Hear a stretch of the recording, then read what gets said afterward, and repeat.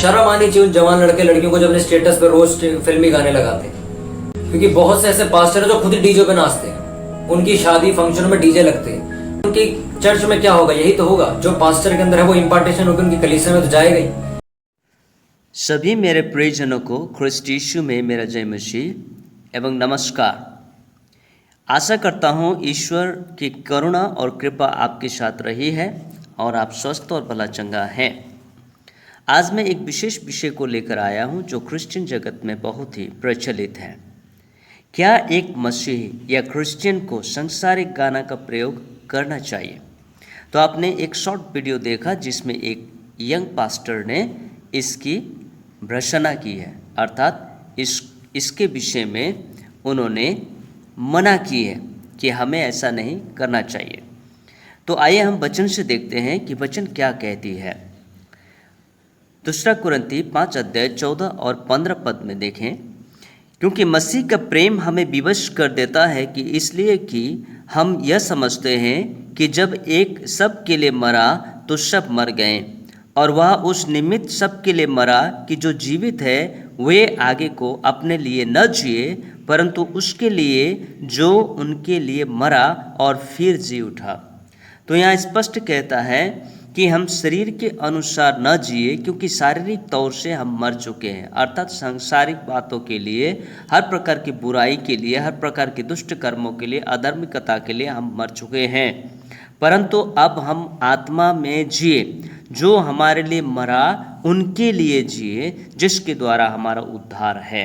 पहला कुरिन्थी 6 अध्याय उसके 19 और 20 पद, क्या तुम नहीं जानते कि तुम्हारी देह पवित्र आत्मा का मंदिर है जो तुम में बसा हुआ है और तुम्हें परमेश्वर की ओर से मिला है और तुम अपने नहीं हो, क्योंकि दाम देकर मोल लिए गए हो, इसलिए अपने देह के द्वारा परमेश्वर की महिमा करो। तो यहाँ भी वचन स्पष्ट रीति से कहती है कि हमारा शरीर यानी कि क्रिश्चियन या विश्वासी या मसीह का शरीर जो है वो परमेश्वर का मंदिर है। यदि वो परमेश्वर का मंदिर है तो परमेश्वर के मंदिर में परमेश्वर का ही महिमा होना चाहिए, उसी का ही गुणगान होना चाहिए। तो आज हमें हर प्रकार की बुराइयों से छुड़ाकर, उद्धार मुक्ति देकर, धर्मी ठहराकर मसीह ने हमें अपने बेशकीमती लहू बहाकर हमें खरीद लिया है कि हम परमेश्वर की महिमा करें और हमारे जीवन से परमेश्वर की महिमा होए। पहला कुरिन्थी 10 का 31 से 33 पद, इसलिए तुम चाहे खाओ, चाहे पियो, चाहे कुछ भी करो, सब कुछ परमेश्वर की महिमा के लिए करो। तुम ना यहूदी ना यूनानियों और ना परमेश्वर की कलीसिया के लिए ठोकर का कारण बनो, जैसा मैं भी सब बातों में सबको प्रसन्न कर रखता हूँ और अपना नहीं परंतु बहुतों का लाभ ढूंढता हूँ कि वे उद्धार पाए। तो हमारा उद्देश्य यही होना चाहिए कि हमारे जीवन से बहुतों को लाभ पहुँचे और विशेष करके उद्धार का कारण बने। हमारा हर एक्टिविटीज़, हमारा हर क्रियाकलाप परमेश्वर की महिमा करे और उस महिमा में दूसरों के लिए उद्धार का कारण बने, न कि पतन का और न ही परीक्षा का, परंतु उद्धार का कारण बने। सो हमें यूनानी हो, यहूदी हो या कलीसिया के मध्य, यानी कि चाहे मसीह हो या गैर मसीह हो या कलीसिया के मध्य हो, हमें एक नमूना बनना चाहिए कि हमारे द्वारा किसी को ठोकर न लगे, गलत मार्ग में न जाए, गलत सोच न रखे। सो हमारी सोच और विवेक भी मसीह की तरह होनी चाहिए, क्योंकि मसीह ने हमें खरीद लिया है। दूसरा पॉइंट, संसार जैसे न बनो। रोमी 12 अध्याय उसका 2 पद, इस संसार के सदृश न बनो, परंतु तुम्हारे मन के नए हो जाने से तुम्हारा चाल चलन भी बदलता जाए, जिससे तुम परमेश्वर के भली और भावती और सिद्ध इच्छा अनुभव से मालूम करते रहो। यहाँ स्पष्ट रीति से वचन कहता है कि हमें इस संसार के जैसा नहीं बनना है, जैसा संसार करते हैं वैसा हमें नहीं करना है, परंतु हमारे मन के नए हो जाने से हमारा चाल चलन भी बदलना चाहिए। तुम परमेश्वर के भली और भावती और सिद्ध इच्छा को अनुभव से मालूम करते रहो, हमारे जीवन के अनुभव के द्वारा परमेश्वर की इच्छा को मालूम करते रहो जो परमेश्वर को भाता है। तद अनुसार हमारा एक्टिविटीज, हमारी क्रियाकलाप होनी चाहिए। इफिसियों की पत्री 5 अध्याय उसका 15 से लेके 17 पद।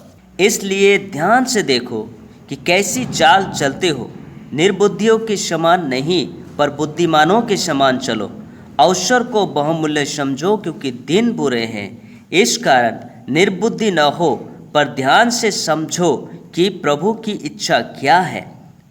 तो यहाँ पर भी स्पष्ट यही कहता है कि अभी का जो अवसर है, अभी का जो समय है, उस समय को जो हमारे हाथ में है बहुमूल्य समझो क्योंकि दिन बुरे हैं। अर्थात अभी का जो समय है और अभी का जो सांसारिक समय है वो बुरे हैं।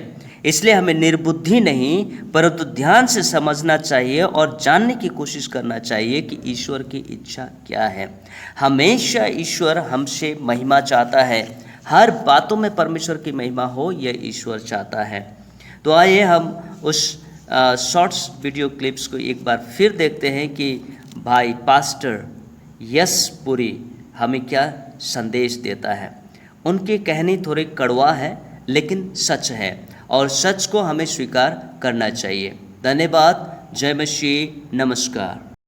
शर्म आनी चाहिए उन जवान लड़के लड़कियों को जो अपने स्टेटस पर रोज फिल्मी गाने लगाते हैं, फिल्मी गाने शेयर करते हैं, फिल्मी गानों के ऊपर रील्स बनाते हैं, इंस्टाग्राम पे पोस्ट डालते हैं, स्टोरीज लगाते हैं। आपको शर्म आनी चाहिए क्योंकि आपके चर्च में तो आपको मना करता नहीं होगा, मैं जानता हूँ, क्योंकि बहुत से ऐसे पास्टर हैं जो खुद ही डीजे पे नाचते हैं, उनकी शादी फंक्शन में डीजे लगते हैं। उनकी चर्च में क्या होगा? यही तो होगा जो पास्टर के अंदर है वो इम्पार्टेशन होकर उनकी कलीसिया में तो जाएगा। मेरे साथ कॉन्टैक्ट में भी बहुत सारे पहले लीडर थे जिनका नंबर मैंने डिलीट कर दिया क्योंकि मैं अपने यहाँ पर एक लानत समझता हूँ कि अगर वो लोग मेरे कॉन्टैक्ट में रहे तो उनकी मैंने मैरिज वीडियो देखी, उनके भाई बहनों की शादी हुई तो वो लोग दबा के डीजे पे नाचे और कहने को वो पास्टर थे। यार अगर अच्छी तरह मसीह को फॉलो नहीं कर सकते ना, हाथ जोड़ के व्यक्ति प्लीज उसकी देह के ऊपर कलंक मत लगाओ। तुम्हारे जैसे लोग जैसे हमारा नाम भी खराब होता है, तुम्हें देख के लोग कहते तुम भी नाचते होगे। इसलिए प्लीज ब्रदर संसार के सदृश मत बनो।